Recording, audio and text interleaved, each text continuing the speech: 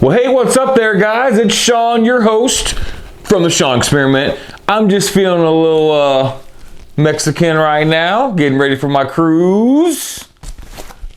But first, let's get into some cruise news. Today, we got some updates that are really all around testing on cruises, some new rules in some different places, like the Grand Cayman Island that a lot of cruises go to or like to go to, and some new changes for Royal Caribbean and their testing policy and the CDC's new recommendation. So let's get into it. All right, so first off, the CDC is, I think, kind of contradicting themselves a little bit. So, first I think it was like a 14-day quarantine period, then they dropped it to 10. Now they've recommended dropping it to 5 days, stating that the first 2 days before symptoms appear and the first 3 days after symptoms appear are the only times, or at least the most contagious times that a person has. So the CDC is going, it's spreading a lot, but symptoms are becoming less with the new variant, and also you're not very contagious for very long. So let's lower that. However, every government in the world, it seems like, is saying we need more testing. But they also want to get closer to the actual infection date. So a lot of people are saying, you have to be tested within 24 to 48 and really 24 hours before coming into our country. So where does that leave us with cruising? So with cruising, we know that nobody has been on a cruise to Grand Cayman in 21 months. For those of you not real good at math, that's like 5 years. And like cruise years, it's almost 2 years, okay? It's since last March, whenever the pandemic took over the world, no one's been to Grand Cayman on a cruise. Well, I like Grand Cayman. Matter of fact, my cruise leaving January 30th is supposed to go to Grand Cayman. So I was excited. The first cruise ship is back. Grand Cayman's letting them in. Everything's gonna be awesome, right? No. So Grand Cayman changes their rule and they say you have to have a test within 24 hours of coming on shore from a cruise ship. Well, that's a logistical nightmare for cruises. So they actually turned away the first cruise in over 21 months by saying, you know what, we'll let you come on if you test all 5,000 passengers on board within 24 hours and show us all the results. Now, obviously, that's, I'm sure, possible, but not something that they were prepared for, already being out at sea. So that was something they were unable to do. So they had to be turned away. Now, they're not the only port to do so. There's a Mexican port, Puerto Vallarta, I believe it was, that has also said that. So the Carnival cruise ship that was going there just redirected and went to another port. The ship that was turned away from Grand Cayman just said, you know what, screw it, we're just gonna make a sea day. And we are seeing that more and more often. So just gonna go do a sea day seems to be the answer to everything. So if you are cruising sometime in the next, I would say 30 to 60 days, but who knows, because it changes every minute, it seems like, be ready for some sea days. Be ready for fun.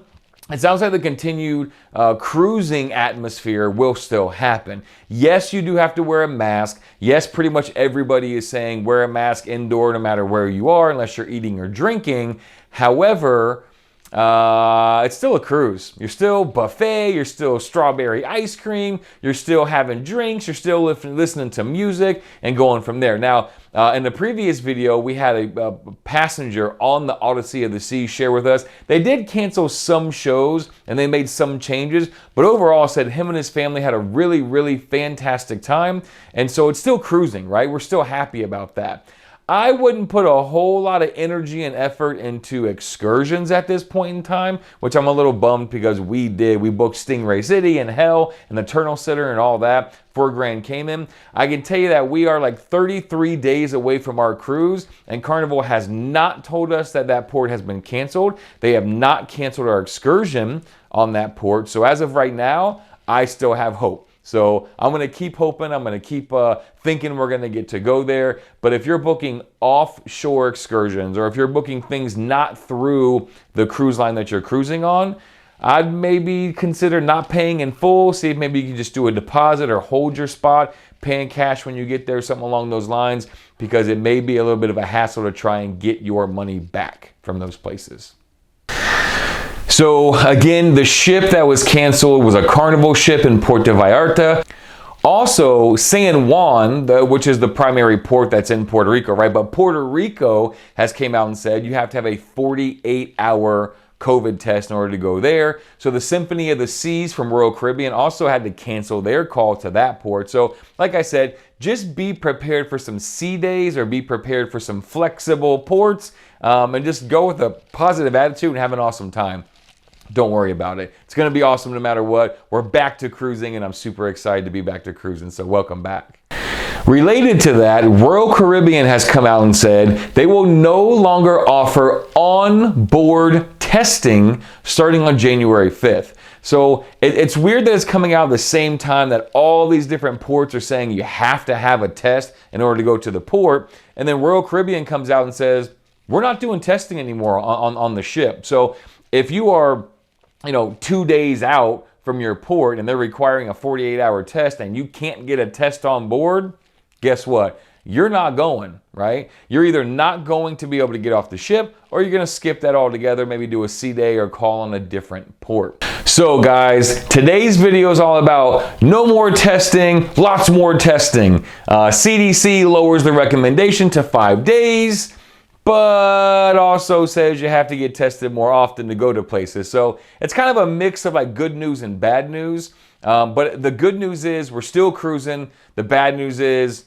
I don't know what's going to happen tomorrow. So be super flexible, but go ahead and go on a cruise. I had somebody comment on the last video. They're going to Cozumel on the 13th of January. So they're getting pretty close there. I'm excited for them. If you're going on a cruise sometime soon, tell me where you're going. If you just got back from a cruise, tell me where you went. What were the restrictions like? And then the biggest thing that I really want to know is, did you love the cruise? I mean, honestly, like be real with me. Don't say like, yeah, it was good, whatever. There was food, yay. I mean, tell me, did you love the cruise?